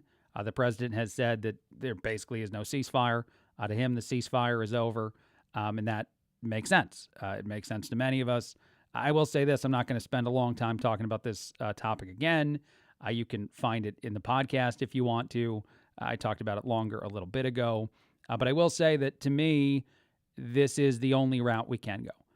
Whether or not you think that we ever should have attacked Iran in the first place, probably the decision there, your belief at least, your reason to think what you do, is guided mostly by whether you think they were close to a nuclear weapon. If you believe that Iran was close to one, and I believe that, actually no one really seems to argue with the idea that their uranium was enriched one step away from being capable of being a nuclear weapon. That seems to be a narrative that even the left can't reject. If you believe that, then a lot of the things we did make sense. And even beyond that, too, the funding of terrorism itself, which happens out of Iran, is something I want us to fight. I want us to do everything we can to remove that from the world in which we live. And so this seemed to be going that direction. If you don't believe those things, then maybe you think it was wrong. But nonetheless, where we are now, and the only path forward, I think, is demonstrating to Iran they have to play ball. And if they continue to refuse to do that, if they continue to do whatever the hell they want, which has been the case so far, and the president has said that, he's a person who's really good at making deals, and he can tell that the people that he's dealing with are horrible, then the inevitable end result is fighting. And fighting until they realize that they don't have another opportunity. I think that's pretty important. Another big story to me, and I know this isn't out there as many places, but it probably should be, is the thing that Fox and Friends was talking about the other day here in Texas. that there are billboards at the border offering birth tourism for an amount of money. And it seems, and this is according to Attorney General Ken Paxton and Senate candidate Ken Paxton, this seems to be the kind of thing he was telling Kayleigh McEnany about on Fox. A whole lot of Chinese women are using. And if you go into certain houses in certain places in Texas, you can discover what seems to be just a whole bunch of people giving birth. It's a crazy story, but it's not one that's terribly. You probably have heard portions of this before, but it's now reaching a mainstream news media level, which is a good thing. Here's part of that report. See, in Texas, there are literally billboards. You can pay $3,950 if you want to have birth naturally, make your child a U.S. citizen. Are you kidding? You're Oh, yeah. foreign board. C-section, $5,525. I spoke with Ken Paxton on this, and he showed me pictures where there are houses in Texas that look residential. So it could be your neighbor's house, and you go inside the house, and there are rows of bassinets where Chinese women are coming, giving birth to a child, then going back to the Chinese Communist Party, educating their child there, and they have U.S. citizenship, which could amount to more than 1 million new voters in this country over time. Only a stupid nation would allow this to happen. They also have a website, HaveMyBabyInTexas.com. HaveMyBabyInTexas.com. That is a real website. I did look it up myself, and it's insane. And you just have the kid in a house somewhere, and then the kid is a U.S. citizen. This is the reason that the Supreme Court decision was so bad and that birthright citizenship is so stupid in a country like ours, in the world we live in now. And the reason for that initially had nothing to do, the people who wrote that bill had no idea that someday people would be able to hop on a flight at 8.5 months pregnant and pop out a kid. That they didn't foresee that conclusion. They wanted the children of slaves to have U.S. citizenship. That was the intention of it, the totality of it, and it's been misused because, of course it has, because people in the world of politics suck and are terrible. But this is a big deal. I think this is a big deal to me, that it gets to the national level. And I think one of the biggest reasons why is how it impacts the Senate race here. More and more often, you're seeing crazy clips from Tallarico. Most of us who have been paying attention for a while knew about a lot of these things, have been playing these things on shows like this for months now, if not longer. But most of the state, and I think even the country, are finally starting to focus on the whack job that is James Tallarico, the insane human being who, and in churches, has said things that make no sense and things that seem to destine him to hell. And I know that's a horrible thing to say. You see that, I think, the Houston Chronicle has claimed that it's terrible.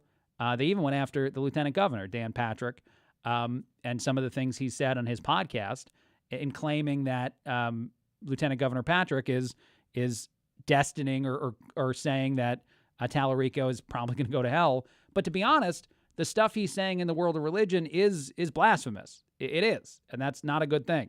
That's bad, especially when you wield some level of influence in our society. But I just think it's kind of crazy that that's the way they go about this. Like, they don't want to talk about the stuff that Tallarico says. They don't want to try to validate to you, the everyday Texan, who doesn't think like Tallarico on a wide amount of issues, that you agree that God is non-binary. That's an insane thing to say out loud. One of the other favorites of the Amigos is that Tallarico said that transgender women need birth control and they need abortion rights. And transgender women would be guys, and guys do not need any sort of protection against the world of having a kid because it's not possible. But Tallarico has said that stuff. He said other crazy things. He said things in the world of religion where I think he said that the Bible demonstrates that abortion is okay. I'm paraphrasing, but he used the story of Mary to back up that claim. And it's ridiculous. The things he says in the world of religion are insane. The point I'm making is that when you have a story like birth tourism and Ken Paxton, the Attorney General, is at the top of the mountain trying to fight it, at the top of the push to get rid of it, he is demonstrating once again how effective of a politician he is. Ken Paxton is a person that you can think whatever you want about him. You can have heard whatever story you want, believe whatever thing you like. All that's fine. It is what it is. That's the claim that he wouldn't be a good senator. It has nothing to do with his ability to do the job. Nothing to do with that. Nothing to do with how great of a job he's done as an attorney general the entire time he's been in that role and the amount of fights he's won. Because I do think people, and I'm probably preaching to the choir when I say this, misunderstand that if you live in a place where your attorney general is willing to fight fights, that's good, but that's not great yet. You have to be able to win the fights that you actually create. You can't just fight them. And there's a lot of places that swing and miss. Paxton is hitting a whole lot of home runs in the world of fighting and winning, especially during the Biden administration. When he was fighting the president, he was succeeding. And I think you want people like that in positions of power. I actually would say the same thing about J.D. Vance. What's interesting to me about Vance as a person is that he is very articulate. He is very well-spoken. He's very good at dodging and weaving in the world of the thing that, say, the media wants to trap him in. And yet people don't like him anywhere near as much as they like Trump, or at least did like Trump. And it seems, I don't know if this is true because I like him, but a lot of people don't. It seems that they don't trust him because he's more polished. That if he were rougher around the edges, I think people might like Vance more. But the things he says and the way he goes about some of those discussions, I do think that's good. And one of my favorite recent ones was his outing of corruption again in the world of Medicaid and Medicare, the ridiculous ballooning of spending that happened during the Biden administration, and the way that this administration has fought it. Because right now, as we get closer to the midterm elections, the thing that's most important for conservatives to do, for the Republican Party to do, is the thing you hear all the time in politics, but it's definitely true in this case. Tell a better story about the successes that you've had. Demonstrate to the American people that they're winning on a lot of fronts that they might not be aware they're winning on, or at least they're taking for granted. The border is the easiest example of we slammed that door shut, and it was closed so well, so effectively, and so quickly that it's become a non-issue, and that's sort of insane. Because when the Democrats were in office and they threw the door wide open, everybody cared. Democrats, Republicans, it was a top issue in every single election, every campaign in 2024, not just the presidential one, that people wanted that reined in. It's been reined in 100%. The border is effectively closed, and it doesn't seem to be a big enough win for more people to show up and vote in midterm elections, at least right now. Like the fact, I'll say this, and then I want to play a little audio. The fact that many people seem to believe that Tallarico could win Texas is ridiculous. It's one of the craziest things, not because it's not true, but because the idea of it is so far from what should be true. I don't want to tell you the radio station, but I heard Greg Abbott filling in as a radio host in a station in town. I don't hate that, but I don't love that. I'll tell you that the weird thing about media itself is that we've gotten to a point where it's not really odd to see politicians of his caliber radio hosting stuff. And certainly you have to say that Abbott, no matter how good he is at being on the air, might have better things to do. And also it might be a little bit nicer to assume that someone's willing to be critical if it's necessary, not just because, but willing to be critical of the people in charge unless you're putting the person in charge on radio. That does feel strange in the world of credibility of being willing to say the opposite of whatever the narrative is. But anyway, the point I'm making about that is I thought it was interesting that Abbott's on the show and he was doing an interview with a couple other Texas politicians. And one of the questions he kept asking is, does Tallarico legitimately have a shot to win in this state? And the crazy thing everyone was saying was yes. If you think about that, I had to pause, take a break. I had to sip a little thing. If you think about that, Tallarico is so far away from so many of the beliefs and the values and thoughts of Texas that the idea that he could win is ridiculous. But it is the truth, and it's something we do need to fix. All right, I got to catch my breath. Quick break. A lot more. Craig Collins filling in on the Chris Salcedo Show.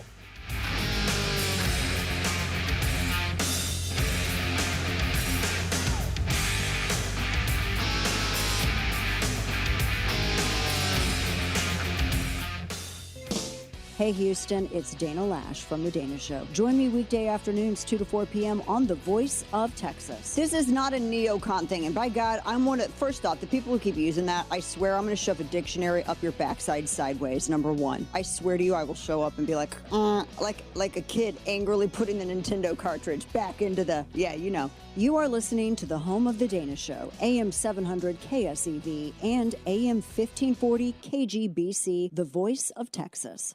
Is it time to sell your house? Well, then hire a real estate team that will sell your house quickly and for top dollar. That's the Ronnie and Kathy Matthews Group. The team concept starts with experience, a drive and passion from Ronnie and Kathy Matthews, the founders. They built their team with specialists from every aspect of the real estate transaction, from the buyer's agent to the contract administrator to the marketing specialist. This team is working full-time to get your home sold and every detail handled professionally. Call Ronnie and Kathy Matthews Group at 281-440-7900 or on the web visit thematthewsteam.com. Ronnie and Kathy Matthews Group, your realtor for life. Call now for a free home evaluation, 281-440-7900. That's 281-440-7900. Or see for yourself and go online at thematthewsteam.com. I chose them as my realtor, and you'll be happy if you do as well. That's the Ronnie and Kathy Matthews Group at 281-440-7900 or thematthewsteam.com.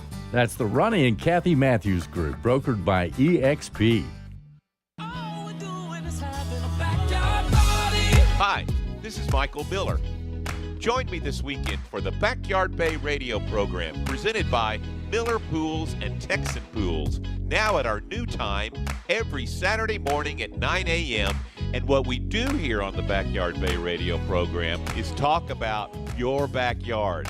And this time of year, wow, it's so hard not to just spend all your time out in the Backyard Bay.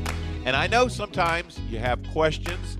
That's why we do the Backyard Bay radio program, to get you good, solid answers to any kind of questions that you may have concerning your swimming pools, or I'm looking to build a new swimming pool. Join me this weekend for the Backyard Bay radio program, now at our new time, every Saturday morning at 9 a.m., right here on The Voice.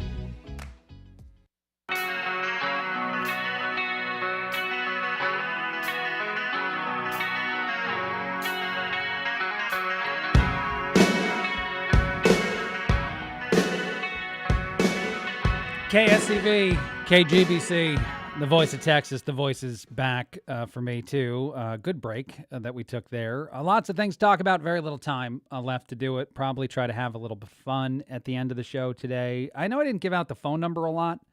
You can call. You can be a part of the show, 281-558-KSEV, 281-558-KSEV. I know we're having some signal issues. It's weird to say it on the radio when we're having signal. I was driving in today. I couldn't get the station well on my radio in my car all the way here. I know we're having them, so we also have an app if you're listening, but it's staticky or something about it's not great.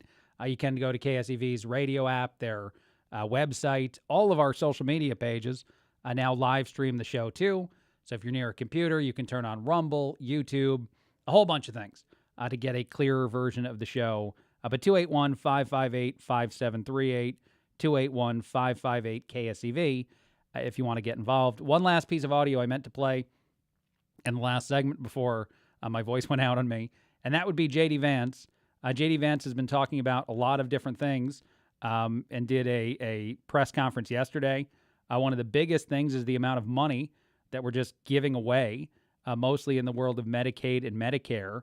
But Vance did essentially a tour de force of covering several topics and how bad money is in the world of misuse and abuse in the United States and in D.C., and how crazy it is, and how many questions he asks and this administration has asked about how this money is being spent, et cetera, et cetera. Here's part of that version of a discussion. So here's a simple question. Here's a simple principle. If you fight to take money away from needy moms and give it to this woman and her Louis Vuitton bags, you should have your ass thrown the hell out of Washington, D.C. You don't belong there. You don't belong anywhere in a position of influence. Yes, that's 100% true. You need to have your bleep thrown out of Washington, D.C. because you can say that word on the radio, by the way. J.D. Vance just did. But nonetheless, what's funny to me is that you should do this. We should get a lot of people. We should drain the swamp. And I think they are, to an extent, draining the swamp, or at least finding where all the misuse and fraud is coming from. Medicaid, for example, and spending on it has ballooned, or at least it did balloon during the Biden administration. It's probably coming back down, and this is all because of Trump and the amount of fraud that they found and the way they've tried to upend it. But it is crazy. One last thing in the world of serious discussion points. Mitch McConnell has been in the news for multiple days. Mitch McConnell has probably been in the news for multiple weeks since a likely heart attack. His team has not told us what happened, but there was a 911 call, and the report from the 911 call said that paramedics responded to a likely cardiac arrest at Mitch McConnell's house. So it seems that it would have been what happened to Mitch McConnell. He was then taken, whoever the person was on the day that Mitch was admitted. They didn't really say what was wrong with him. I guess he didn't really explain it to begin with, whatever happened, whatever occurred, that is the problem itself. But he'll eventually, you assume, return to work. Here's the thing I don't like about this story, and I don't like it several times because it's been happening a lot. There are people in the world of politics, this is a silly thing to say, that seem to think they deserve their job no matter what. And I'm not trying to say that I'm not a human, that I can't as a person say this seems bad. Like if Mitch McConnell did have a heart attack, which it seems that he did, if he was in the hospital for a while where you're not really sure if he's going to be okay, there's a lot of reasons as a person to say that's awful, that's terrible, even if I don't like some things that have happened politically for you. But it's in your best interest to go away. It's in your best interest medically to not have the stress of being a politician, especially a high-ranking one. And this is similar to the New Jersey representative, Tom Keene Jr., who said that he took months away, I think it was like 4 months, away from his job because he was battling depression. And I'm not trying to minimize the seriousness of any mental health illness or any illness, whatever. I do think that you need to be able to serve your constituents. I think that job even more important than other jobs as far as attendance goes. And it's just insane that so many people seem to think that their attendance is not a big deal. Do whatever you want. It doesn't matter. Who cares? It's crazy to think about that as a thing that's so often a discussion point out there. And I just think the exact opposite needs to be what we do differently. We need to find a way to get back to the world of if you can't serve the people for a very limited amount of time, you got to go. I think term limits are a thing that are important. I think there's a lot of reasons to think that people who get up there in age, if they're showing that age is affecting them, and McConnell had frozen in public multiple times. You remember it and I remember it. It's the kind of thing that tells you that they're not physically capable of the job anymore, that they should go away. Term limits make sense in that capacity. But again, just to say this one last time and then to move on from it, and I'm just so surprised that it's the kind of thing that we talk about. The politicians are arrogant in the way that they behave as though their jobs are guaranteed to them no matter what. It makes no sense to me at all. And honestly, for their own good, this is always the way that I say it, and I actually do mean it this way. I'm not just saying it because it's convenient. For their own good, they probably shouldn't be in these places, these positions of power.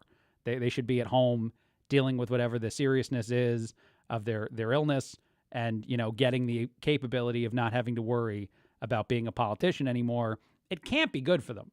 Even after you come back from something, it can't possibly be better for you than, say, not dealing with this thing. So anyway, it is what it is. Another thing that I saw that I thought was interesting as far as just sillier topics go, and I do like this audio, so I guess I'm going to play it. It did go viral. I mentioned this story earlier. I'm going to talk about it quickly again. A man in Scotland was accused of assaulting someone with 2 live seagulls. During a fight, during an argument, he plucked seagulls out of the sky like some sort of ninja and then started swinging them at a person in a fight. Someone has imagined what the audio of that fight would sound like, and it's going viral on the internet. This is not real. This is fake, but I'm going to go ahead and play it for you because why not? This is the faux version of a seagull fight put to, I think, probably AI audio. Here we go. That is dumb, and that is lame, and that is, I don't know if that was any good at all. But that's probably what happened. To be honest, the seagull would probably be squawking as you're using it as a bat. But it's just a crazy story that's out there in Scotland, and the kind of thing that you probably don't want to see here at all in the United States. I do like a call that we had earlier that said exactly that same thing. Another story I saw out here, the 2 spots you're most likely to miss with sunscreen. I know these are much lighter topics. I very much, a la Dana Lash, like to do some things that are not all that serious because you got to. The 2 areas you're most likely to miss with sunscreen if you're going to go out to the beach in the ridiculous heat that we've been dealing with, the bridge of your nose and your eyelids. Those are 2 places you might not think you need sunscreen, but maybe you do. 14% of people actually do have problems on their eyelids from the sun. I'm surprised in that. I think it's more like skin cancer stuff than actually getting like a sunburn that's there, but you should probably throw some on that area. The reason I thought this was at all interesting to talk about was very selfish. I went to the beach a few weeks ago. I was an idiot who burned myself. And actually, I put on sunscreen. So like I did the thing. The wife did the thing. And then I went into the water because the water's awesome right now in Texas. And then I got back out. I'm also from Jersey, so I'm used to going to the beach and going in the water. That's something I've always done. But anyway, I came back out. My wife was like, I should put sunscreen back on you. And I said no. I'm like, I think you got enough. I think it's fine. We stayed there for a couple extra hours. The sunscreen definitely was not still on me, and I definitely got sunburned. Here's the pivot, or the one part that I like to talk about on the radio. My wife was so happy I was in pain. Like, it's just so wrong. My wife loves me a lot, but she was proven right by the thing that had burned onto my body. So there was that selfish version that I did tell you to put it back on, that even as she's helping me put like aloe on and try to make things better for myself, I could see her smiling. Part of her was like, well, I won this argument and I won it via this proof. And that is just so mean. I kept telling her, I'm like, I know that I sound like a child. I was like, that's so, like, I thought you loved me. She's like, I do love you. But I also love it when I get proven right in the world of your body being burnt. And it's just finally getting better, actually. I think I'm finally getting to it. It's been a couple weeks, and I think it's finally all going away. There was even a day, I don't know why I'm talking about this on the radio. There was a day, so we live stream every day at this company, where, like, my face is bright red. If you watch the Monday video the day after the weekend trip to the beach, you can see a fairly burned me in a video for an hour. I think my wife probably even watches that episode. I'll probably come home today and she'll have it on to be like, oh, you did so good on this one when your face was bright red. And I'm like, all right, thanks, honey. One last thing that I saw, and this kind of reminds me of a piece of audio I played, and maybe I'll play it. You know what? All right, I'll probably play it. Let's do that. So Stephen A. Smith had to answer a question about his own racism. This is a real topic. Stephen A. had made a viral rant about how the Lakers are not going to win in the NBA if they're led by 3 white guys. And Will Cain brought him on his Fox show. I don't have time for the audio, I'll just tell you. And said that that's racist. And, you know, it is racist. But, of course, it's the type of racism in our society that's allowed because you're crapping on white people and specifically white men. So it's fine. I also saw a viral story about the white phrases that are the best of all time, which is crazy to me. As far as another version of, like, white guys can't win in the NBA, these are things that white people say that, you know, are at the top of this list and they're all being made fun of. But darn it, it's the world we live in. So I guess even though I don't like the topic, I'll tell you a couple of what the phrases were that people were claiming are white right before I get out of here. You and what army was number 1 on the list of something they claim only white people say. Newsflash buddy was number 2. And get a load of this guy was number 3. I love get a load of this guy, but I'm from the East Coast. I feel like that's an East Coast thing, not a white guy thing, but who knows? That's the show. Thrilled to have been with you today. I believe I'm back tomorrow. I always joke when I fill in I might be fired. You never know, but I'm probably back tomorrow. KSEV, KGBC, the voice of Texas, the Chris Salcedo Show. Craig Collins filling in. I'm back at 6 o'clock tonight.